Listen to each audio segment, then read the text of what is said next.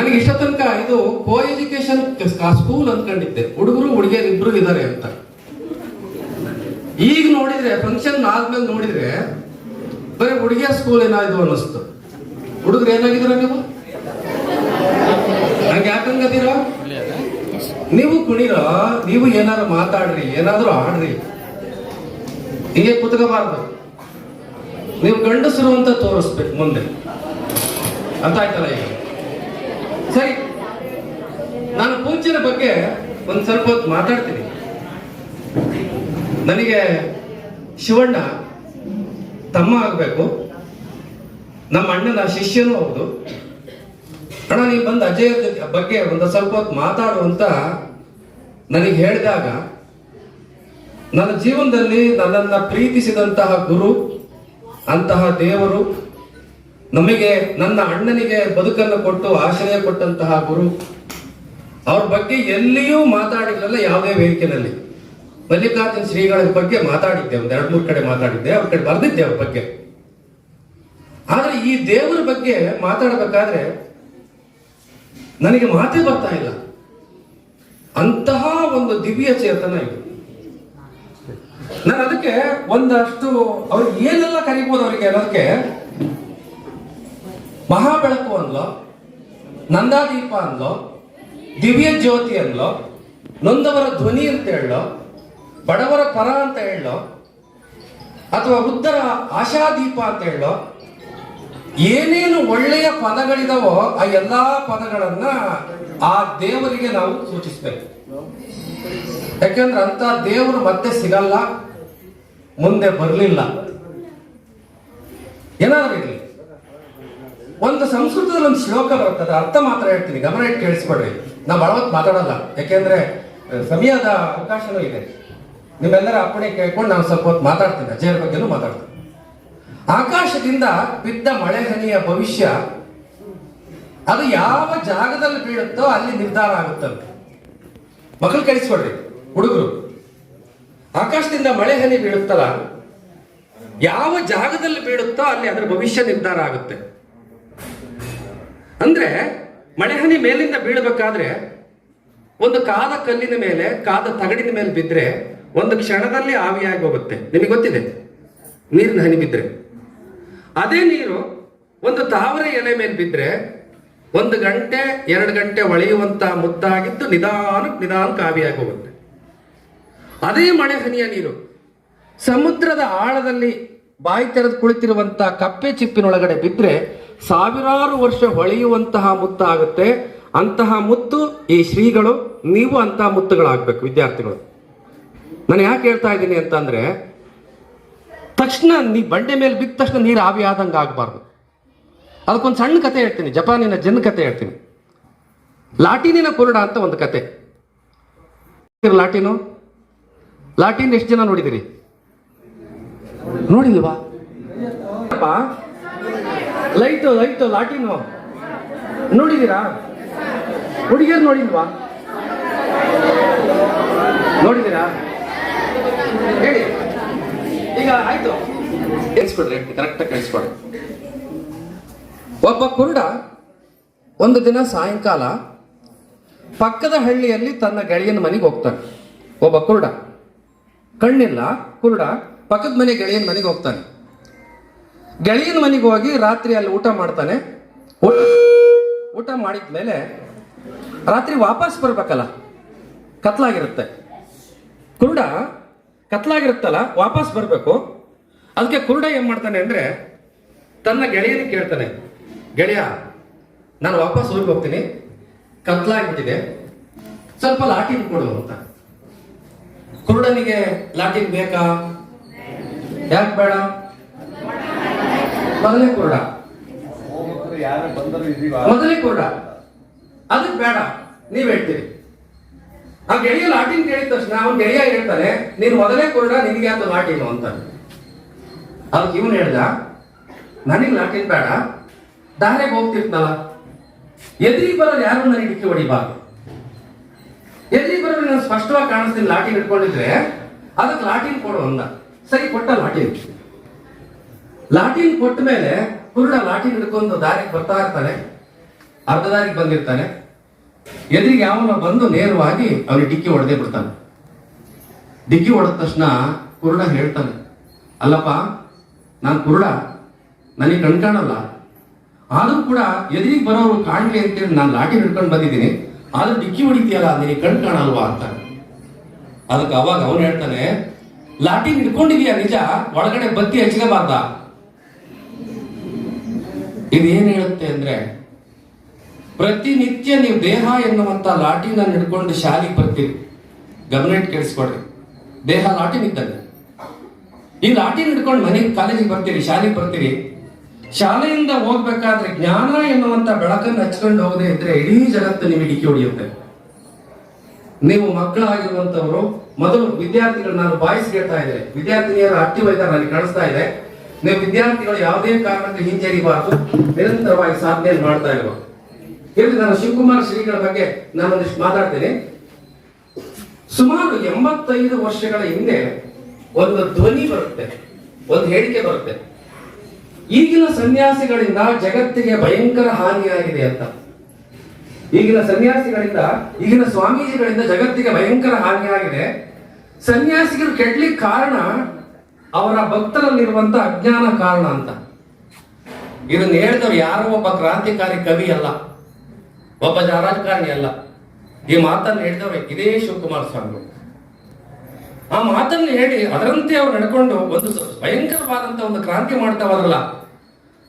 ಸುಮಾರು 100 ವರ್ಷಗಳಲ್ಲಿ ಸಾಧಿಸ್ಲಿಕ್ಕಾಗದೇ ಇರುವಂತದ್ದನ್ನ 40 ವರ್ಷಗಳಲ್ಲಿ ಸಾಧಿಸಿ ಹೋಗಿದ್ದಾರೆ ಪೂಜ್ಯರು. ಯಾವ್ಯಾವ ಕ್ಷೇತ್ರದಲ್ಲಿ ಅವ್ರು ಸಾಧನೆ ಮಾಡಿದ್ದು? ಧರ್ಮ, ಆಧ್ಯಾತ್ಮ, ಸಾಹಿತ್ಯಿಕ ಕ್ಷೇತ್ರದಲ್ಲಿ, ಸಂಸ್ಕೃತಿ, ಶಿಕ್ಷಣ, ಕೃಷಿ, ರಂಗಭೂಮಿ, ಪರಿಸರ, ಮೌಢ್ಯಗಳ ನಿರಾಕರಣೆ, ಅಂತರ್ಜಾತೀಯ ವಿವಾಹ, ಅಂತರ್ಧರ್ಮೀಯ ವಿವಾಹ, ಅಂತಾರಾಷ್ಟ್ರೀಯ ವಿವಾಹಗಳನ್ನು ಕೂಡ ಮಾಡಿಸಿದ್ರು ಅವರು. ಸುಮಾರು 110 ವರ್ಷಗಳ ಹಿಂದೆ ಜನಿಸಿದ್ದವರು. ಈಗಾಗಲೇ ತೆರಳಿ ಅವ್ರು ಹೆಚ್ಚು ಕಮ್ಮಿ ಅವರು ನಿವೃತ್ತಿಯನ್ನು ಪಡ್ಕೊಂಡೆ 40 ವರ್ಷ ಆಗಿದೆ. ಪೂಜ್ಯರು ತೆರಳಿ 32 ವರ್ಷ ಆಗಿದೆ. ಇನ್ನೂ ಅವ್ರು ಉಳಿತಾರೆ ಅಂದ್ರೆ, ಸಾವಿರಾರು ವರ್ಷಗಳ ಕಾಲ ಉಳಿತಾರೆ ಅಂದ್ರೆ ಅವ್ರು ಮಾಡಿರುವಂತಹ ಕರ್ತವ್ಯ ಅಂತದ್ದು. ಹೊಳಲ್ಕೆರೆ ತಾಲೂಕಿನ ಮುತ್ತಗದೂರು ಅಂತ ಒಂದು ಹಳ್ಳಿ. ಆ ಹಳ್ಳಿಯಲ್ಲಿ 1914ರಲ್ಲಿ ಜನಿಸ್ತಾರೆ. ತಂದೆ ಮಹಾದೇವಯ್ಯ, ತಾಯಿ ಬಸಮ್ಮ ಅಂತ. ಒಂದು ಬಸವ ಜಯಂತಿ ದಿನ ಜನಿಸಿದ್ರು ಅವರು. ಜನಿಸಿ ಅಲ್ಲಿಂದ ಅವರು ನಮ್ಮೆಲ್ಲರಂತೆ ಬಾಲ್ಯ ಯೌವನವನ್ನು ಕಳೀತಾರೆ. ನಂತರ ಅವರಿಗೆ 19ನೇ ಜಗದ್ಗುರುಗಳು ಒಬ್ಬರು ಬರ್ತಾರೆ, ಗುರುಶಾಂತ ದೇಶಿಕೇಂದ್ರ ಸ್ವಾಮಿಗಳು ಅಂತ. ಅವ್ರ ಕಣ್ಣಿಗೆ ಬೀಳ್ತಾರೆ, ಗುರುಶಾಂತ ದೇಶಿಕೇಂದ್ರ ಕಣ್ಣಿಗೆ ಬೀಳ್ತಾರೆ. ಕಣ್ಣಿಗೆ ಬಿದ್ಮೇಲೆ ಅವರು ಅಪ್ಪಣೆ ಮಾಡಿ ಕಾಶಿಗೆ ಸಂಸ್ಕೃತ ಓದಲಿಕ್ಕೆ ಅಂತ ಕಳಿಸ್ತಾರೆ. ಸಂಸ್ಕೃತ ಅಧ್ಯಯನ ಮಾಡ್ಲಿಕ್ಕೆ ಅಂತ ಹೋದಾಗ ಮಠದಲ್ಲಿ ಅವರಿಗೆ ಹಣವನ್ನ ಅವ್ರಿಗೆ ಖರ್ಚು ಮಾಡ್ಲಿಕ್ಕೆ ಹಣ ಇರಲ್ಲ ಅಂತ ಕಿತ್ತು ತಿನ್ನೋ ಬಡತನದಲ್ಲಿದ್ದಂತ ಮಠ ಅದು. ಏನೂ ಇಲ್ಲದೆ ಇರುವಂತ ಮಠವನ್ನ ಇವತ್ತು ಸಾವಿರಾರು ಲಕ್ಷಾಂತರ ಜನ ವಿದ್ಯಾರ್ಥಿಗಳಿಗೆ ಅನ್ನ, ಆಶ್ರಯ, ಅರಿವೆಯನ್ನು ಕೊಟ್ಟಿರುವಂತಹ ಗುರುಗಳು, ತಳವಾಳ ಜಗದ್ಗುರು. 1940ರಲ್ಲಿ ಈ ಹಾಸನ ಜಿಲ್ಲೆ ಹಳೇಬೀಡು ತಾಲೂಕಿನ ಒಂದು ಹಳ್ಳಿ ಯಲಹಂಕ ಅಂತ ಬರುತ್ತೆ. ಯಲಹಂಕದಲ್ಲಿ ಅಲ್ಲಿ ಮಠಕ್ಕೆ ಆ ಚರಪಟ್ಟಾಧ್ಯಕ್ಷರಾಗಿ ಅಲ್ಲಿ ಸೇವೆ ಸಲ್ಲಿಸ್ತಾರೆ. ಅದಾದ್ಮೇಲೆ ಇಲ್ಲಿ ಗುರುಶಾಂತ ದೇಶಿಕೇಂದ್ರ ಸ್ವಾಮಿಗಳಿಗೆ ಒಂದು ದೊಡ್ಡ ದುರಂತ ಆಗುತ್ತಲ್ಲ.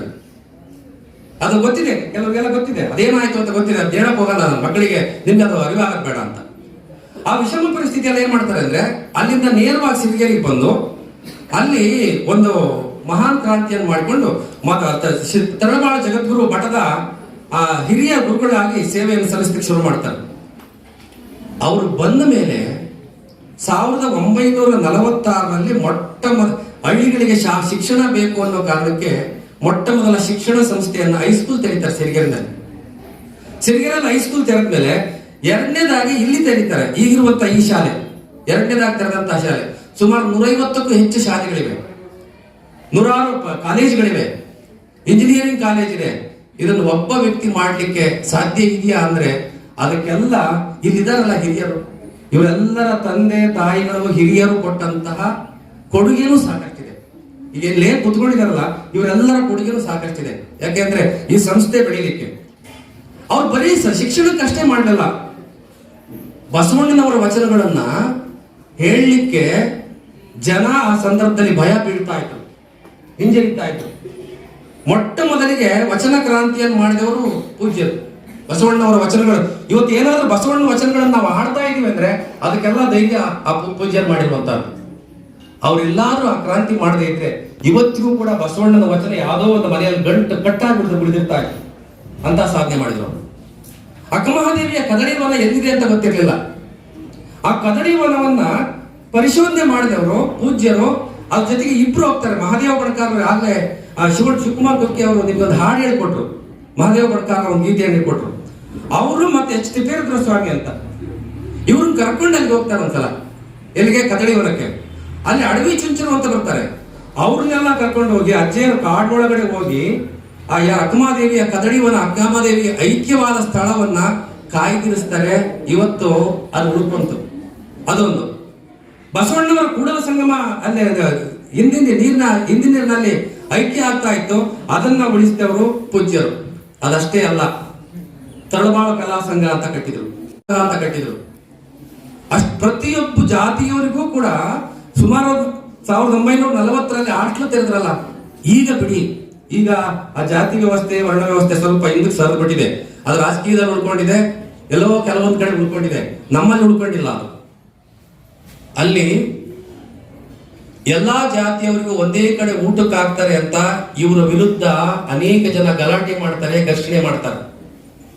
ನೀವು ಕೆಳಜಾತಿಯವರಿಗೆ ಮೇಲ್ಜಾತಿಯವರಿಗೆ ಜೊತೆಗೆ ಊಟಕ್ಕೆ ಹಾಕ್ತಾ ಇದ್ದೀರಿ, ಇದು ಹಾಕೋದು ಸರಿಯಲ್ಲ, ನೀವು ಯಾವುದೇ ಕಾರಣಕ್ಕೆ ಇದು ಮಾಡಂಗಿಲ್ಲ ಅಂತ ಹೇಳ್ತಾರೆ. ಅವಾಗ ಅವ್ರು ಎಂಥ ತೀರ್ಮಾನ ತಗೊಳ್ತಾರೆ ಅಂದ್ರೆ, ನಾನು ಮಠ ಬಿಟ್ಟರು ಬಿಡ್ತೀನಿ, ಸನ್ಯಾಸಿ ಪಟ್ಟ ಬಿಟ್ಟರು ಬಿಡ್ತೀನಿ, ಯಾವ ಕಾರಣಕ್ಕೂ ಇದನ್ನು ಬಿಡಲ್ಲ ಅಂತ. ಅಷ್ಟು ದಿಟ್ಟ ಹೆಜ್ಜೆಯ ಧೀರಕ್ರಮವನ್ನು ತೆಗೆದುಕೊಂಡಂತವ್ರು ಯಾರು? ಪರಮ ಪೂಜ್ಯರು. ಆಮೇಲೆ ಅಷ್ಟೇ ಅಲ್ಲ, ಸರ್ವಶರಣ ಸಮ್ಮೇಳನ ಅಂತ ಮಾಡಿಸ್ತಾರೆ. ತರಳಬಾಳು ಹುಣ್ಣಿಮೆ ಅಂತ ಪ್ರಾರಂಭ ಮಾಡಿದ್ದೆ ಅವರು. ಬಸವಣ್ಣನವರ ವಚನಗಳನ್ನ ಅವಾಗಲೇ ಸುಮಾರು 60 ವರ್ಷದ ಹಿಂದೆ ಬಸವಣ್ಣನವರ ವಚನಗಳನ್ನ ಹಿಂದಿ, ಇಂಗ್ಲಿಷ್, ತೆಲುಗು ಮತ್ತು ಉರ್ದು ಭಾಷೆಗೆ ಟ್ರಾನ್ಸ್ಲೇಟ್ ಮಾಡ್ತಾರೆ. ಎಂತ ತಾಕತ್ತಿರ್ಬೇಕದಕ್ಕೆ. ಅವತ್ತ ಬಸವಣ್ಣನವರ ವಚನಗಳನ್ನ ವಿರೋಧಿಸ್ತಾ ಇದ್ರು. ಆ ಸಂದರ್ಭದಲ್ಲಿ ಬೇರೆ ಭಾಷೆಗೆ ಟ್ರಾನ್ಸ್ಲೇಟ್ ಮಾಡಿಸ್ತಾರೆ ಬಸವಣ್ಣನವರ ವಚನಗಳನ್ನ. ಇದೆಲ್ಲಕ್ಕಿಂತ ಮುಖ್ಯವಾಗಿ ನನ್ನ ಬಗ್ಗೆ ಒಂದಿಷ್ಟು ಹೇಳ್ಬೇಕು. ನಾನು ನಿಮ್ಮ ವಯಸ್ಸಿನಲ್ಲಿದ್ದೆ. ಅವ್ರನ್ನ ನಾನು ಮೊಟ್ಟ ಮೊದಲು ನೋಡಿದಾಗ 9ನೇ ತರಗತಿ ಓದ್ತಾ ಇದ್ದೆ. ಇಬ್ಬೀಡು ಯಲಹಂಕ ಬೇಲೂರು ಹತ್ರ ಅಲ್ಲಿ ಇಬ್ಬೀಡು ಹೈಸ್ಕೂಲ್ ಅಂತ ಬರುತ್ತೆ, ಒಂದು ಹೈಸ್ಕೂಲ್ ಬರುತ್ತೆ, ಶಿವನಂಜುಂಡೇಶ್ವರ ಪ್ರೌಢಶಾಲೆ ಅಂತ. ಅಲ್ಲಿ ಓದ್ತಾ ಇದ್ದೆ. ಅಲ್ಲಿಗೆ ಬಂದ್ರು ಅವರು. ಆಗಲೇ ವಯಸ್ಸಾಗಿತ್ತು, ಅವ್ರಿಗೆ ತುಂಬಾ ವಯಸ್ಸಾಗಿತ್ತು. 12 ಮುದುಕರು ಅವ್ರನ್ನ ಕಾರ್ನಿಂದ ಹಿಡಿದು ಯಾರೋ ಕರ್ಕೊಂಡ್ ಬರ್ತಾ ಇದ್ರು. ನಾನು ಅಲ್ಲಿ ಹುಡುಗ ಇದ್ದಲ್ಲ, ನಾನು ಹೋಗಿ ಅವ್ರ ಕೈ ಹಿಡ್ಕೊಂಡು ಕರ್ಕೊಂಡ್ ಬಂದೆ. ನನ್ನ ಹೆಗಲ ಮೇಲೆ ಕೈ ಹಾಕಿದ್ರಂಗೆ ಫಸ್ಟ್ ಟೈಮ್ ನನಗೆ ಹೆಗಲ ಮೇಲೆ ಕೈ ಹಾಕಿ, ಯಾವೂರು ಅಂದ್ರು. ಗೊತ್ತೇ ನಂದು ಹನುಮಲಿ ಎಂದು. ಹನುಮಲಿ ಅಲ್ಲಿ ನಮ್ಮ ಶಿವ ಅಪ್ಪ ಗೊತ್ತೇನೋ ಅಂದ್ರು. ಬುದ್ಧಿ ಅವ್ರ ಮಗನೇ ನಾನು ಅಂದೆ. ಬೇಷ್ ಅಂತ ಹೇಳಿ ನನ್ನ ತಲೆ ಮೇಲೆ ತಟ್ಟಿ ಹೇಳಿದ್ರು, ನೀನು ಓದ್ ಮುಗಿಸಿದ ಮೇಲೆ ನಮ್ಮ ಮಠದಲ್ಲಿ ಕಾಲೇಜು ಶಾಲೆ ಯಾವ್ದಾದ್ರು ಒಂದು ಇದರಲ್ಲಿ ಕೆಲಸ ಕೊಡಿಸ್ತೀನಿ ಬಾ ಅಂತ ಹೇಳಿದ್ರು. ಅವ್ರು ವಯಸ್ಸಾಗಿತ್ತವ್ರಿಗೆ. ಸುಮಾರು 20 ವರ್ಷ 15 ವರ್ಷ ಸಿರಿಗೆರೆ ಸಂಸ್ಥೆಯಲ್ಲಿ ನಾನು ಕೆಲಸ ಮಾಡಿದೆ, ಪ್ರಾಮಾಣಿಕವಾಗಿ ಕೆಲಸ ಮಾಡಿದೆ. ನಮ್ಮಣ್ಣ ಒಬ್ಬ 15 ವರ್ಷ ಮಾಡ್ದ. ನಮ್ಮಣ್ಣ ಅಲ್ಲೇ ವರ್ಕ್ ಮಾಡ್ತಾ ಇದ್ರು, ಡಿಗ್ರಿ ಕಾಲೇಜ್ ಪ್ರೊಫೆಸರ್ ಆಗಿದ್ರು. ಸುಮಾರು 25 ವರ್ಷ ಸರ್ವಿಸ್ ಮಾಡಿದ್ರು. 2 ವರ್ಷ ಇತ್ತು. ಅದೇ ದುರಂತವ ಏನೋ, ಬೈಕ್ ಆಕ್ಸಿಡೆಂಟ್ ಆಗಿ ಅಣ್ಣ ತೀರ್ಕೊಂಡ ಮೇಲೆ ನಾನು ಅಲ್ಲೇ ವರ್ಕ್ ಮಾಡ್ತಾ ಇದ್ದೆ. ಅಕಸ್ಮಾತ್ ಈ ಪೂಜ್ಯರು ಏನಾದರೂ ಇದ್ದಿದ್ರೆ ಆ ಸಂದರ್ಭದಲ್ಲಿ ನಾವೇನು 15 ವರ್ಷ 20 ವರ್ಷ ಅಲ್ಲಿ ಕೆಲಸ ಮಾಡಿದ್ವಲ್ಲ, ಉಚಿತವಾಗಿ ಸೇವೆ ಮಾಡಿದ್ವಿ, ಇನ್ನೊಂದು 4 ವರ್ಷ ಸೇವೆ ಮಾಡುವ ನನ್ನ ಮಕ್ಕಳ ಅಂತೇಳಿ ಇಟ್ಕೊಂಡಿರೋದು ನಮಗೆ ಅಲ್ಲಿ ಸಿಗಲಿಲ್ಲ. ಇವತ್ತಿಗೂ ಕೂಡ ಅತಂತ್ರ ಸ್ಥಿತಿಯಲ್ಲಿ ಒಂದು ಕಾಲೇಜ್ ತಪ್ಪಿದ್ರೆ ಮತ್ತೊಂದು ಕಾಲೇಜು, ಹಿಂಗ್ ಬೇರೆ ಬೇರೆ ಕಡೆ ನಾನು ಕೆಲಸ ಮಾಡ್ತಾ ಇದ್ದೆ. ನನ್ನ ಅಣ್ಣ ಒಂದು 15 ವರ್ಷ ಮಾಡ್ದ, ನಾನು 20 ವರ್ಷ ಮಾಡಿದೆ, ನನ್ನ ತಮ್ಮ ಒಂದು 10 ವರ್ಷ ಮಾಡಿದ್ದ. ಅಕಸ್ಮಾತ್ ಏನಾದ್ರು ಈ ಪೂಜ್ಯರಿದ್ದಿದ್ರೆ ನನಗೆ ಆಶೀರ್ವಾದ ಮಾಡ್ತಿದ್ರು, ಆಶೀರ್ವಾದ ಮಾಡಿ ಒಂದು ಬದುಕನ್ನು ಕೊಡ್ತಾ ಇದ್ರು. ಆದ್ರೆ ಎಲ್ಲೋ ಒಂದ್ ಕಡೆ ನೋವಾಗ್ತಾ ಇದೆ.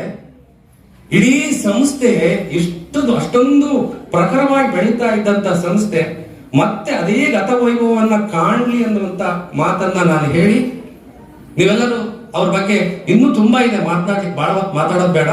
ಒಂದೇ ಒಂದು ಸಣ್ಣ ಕಥೆಯನ್ನು ಹೇಳಿ, ಅದೇ ಅಜ್ಜಿಯರ ಬಗ್ಗೆ ಒಂದು ಕಥೆಯನ್ನು ಹೇಳಿ ನಿಮ್ಮೆಲ್ಲರಿಗೂ ನನ್ನ ಮಾತುಗಳನ್ನು ಮುಗಿಸ್ತೀನಿ. ಒಂದು ಹಳ್ಳಿನಲ್ಲಿ ಇದೇ ಈ ಪೂಜ್ಯರಿಗೆ ಸಂಬಂಧಿಸಿದ್ದೇ ಕಥೆ ಅದು. ಒಂದು ಹಳ್ಳಿಯಲ್ಲಿ 4 ಜನ ಒಂದು ಫ್ಯಾಮಿಲಿ ಇರುತ್ತೆ.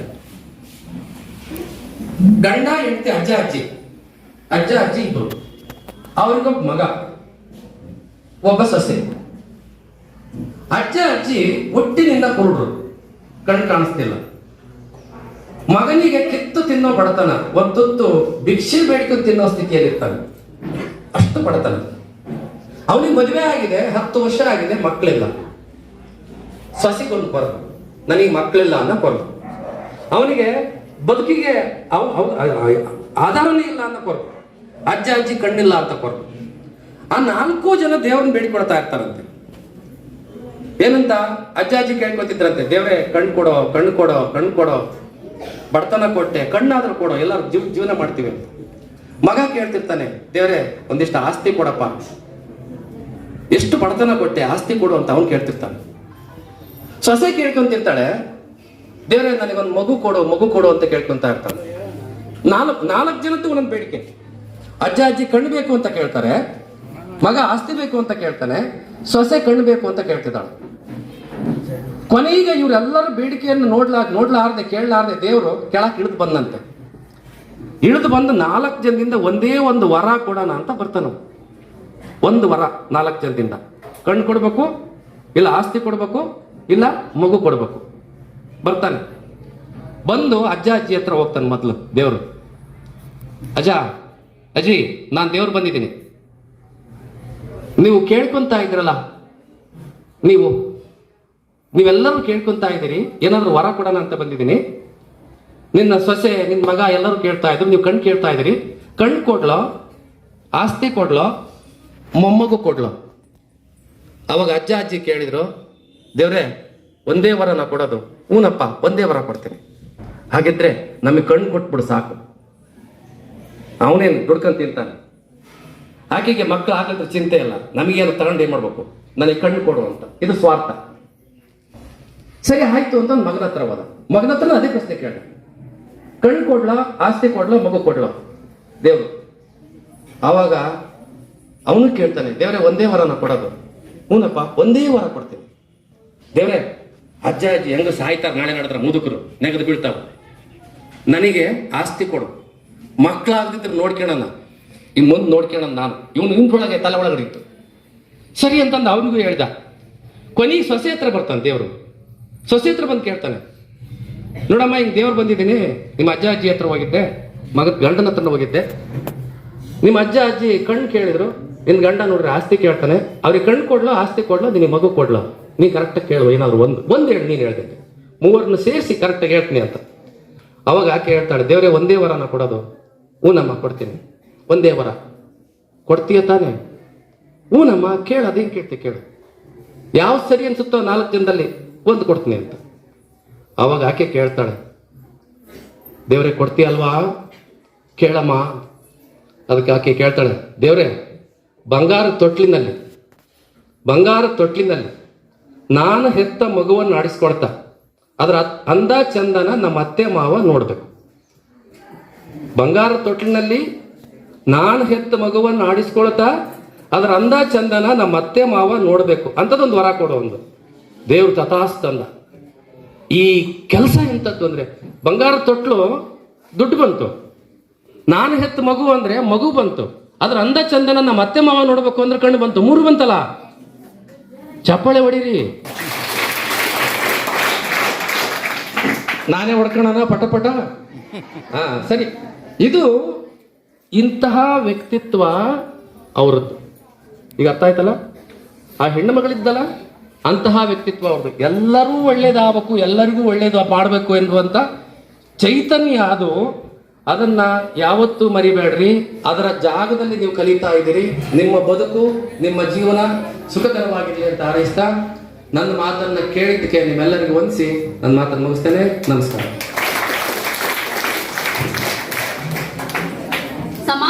ಬದಲಾಗುವುದು ಶಿಕ್ಷಣದಿಂದ ಮಾತ್ರ ಎಂಬುದನ್ನ ಅರಿತ ಲಿಂಗೈಕ್ಯ ಜಗದ್ಗುರುಗಳು ಶಾಲಾ ಕಾಲೇಜುಗಳನ್ನ ಗ್ರಾಮಾಂತರ ಭಾಗಗಳಲ್ಲಿ ಸ್ಥಾಪನೆ ಮಾಡ್ತಾರೆ. ಒಬ್ಬ ಧೀರ ಸನ್ಯಾಸಿ ಆಗಬೇಕಾದರೆ ಅವರು ಧರ್ಮ, ಆಧ್ಯಾತ್ಮ, ಸಂಸ್ಕೃತಿ, ರಂಗಭೂಮಿ, ಸಾಮಾಜಿಕ ಸಮಸ್ಯೆಗಳ ಅರಿವು ಇರಬೇಕು. ಆಗ ಮಾತ್ರ ಒಬ್ಬ ದಿಟ್ಟ ಹೆಜ್ಜೆ ಧೀರ ಸನ್ಯಾಸಿ ಆಗ್ಲಿಕ್ಕೆ ಸಾಧ್ಯ ಇದೆ. ಅಷ್ಟೇ ಅಲ್ಲದೆ ತರಳಬಾಳು ಹುಣ್ಣಿಮೆ, ಅಣ್ಣನ ಬಳಗ, ಅಕ್ಕನ ಬಳಗದ ಮೂಲಕ ವಚನ, ನಾಟಕಗಳ ಮೂಲಕ ಸಾಮಾಜಿಕ ಚಿಂತನೆಗಳನ್ನ ಬೆಳಕಿಗೆ ತಂದವರು ಲಿಂಗೈಕ್ಯ ಗುರುಗಳು ಎಂಬಂತಹ ನುಡಿಗಳನ್ನ ತಮ್ಮ ಉಪನ್ಯಾಸದ ಮೂಲಕ ತಿಳಿಸಿಕೊಟ್ಟಂತಹ ಶರಣರಿಗೆ ಧನ್ಯವಾದಗಳು. ಈ ದಿನ ನಮ್ಮೆಲ್ಲರಿಗೂ ಉಪನ್ಯಾಸ ನೀಡಿ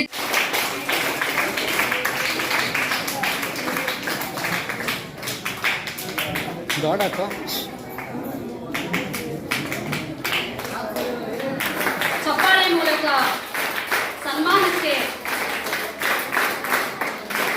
ಕಾರಣೀಕರ್ತರಾಗಿರ್ತಕ್ಕಂತಹ ಉಪನ್ಯಾಸಕರಿಗೆ ಧನ್ಯವಾದಗಳು ಹಾಗೂ ಸನ್ಮಾನವನ್ನು ನೀಡಿರ್ತಕ್ಕಂತಹ ಎಲ್ಲ ಅತಿಥಿ ವರ್ಗರಿಗೂ ಧನ್ಯವಾದಗಳು.